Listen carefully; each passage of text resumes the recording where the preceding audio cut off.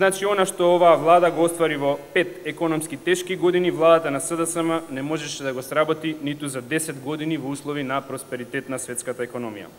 Може и вака да споредиме. Странските директни инвестиции во овие години се повисоки за 730 милиони евра во однос на периодот 2003-2006 година, ако се исклучат продажбите на државните монополи. Тоа значи дека во тој период беа остварени бедни 498 милиони евра кумулативно за 4 години владење на СДСМ, што е 3 пати помалку во однос на инвестициите што ги имаме во овие 4 години на светска економска криза. За кои резултати и отсуство на инвестиции зборувате во интерпелацијата и за каква бизнис клима? Значи, политиката на оваа влада, во која што јас сум министер за финансии, овозможи креирање на околу 75.000 работни места и соодветно екзистенција на 75.000 македонски семејства.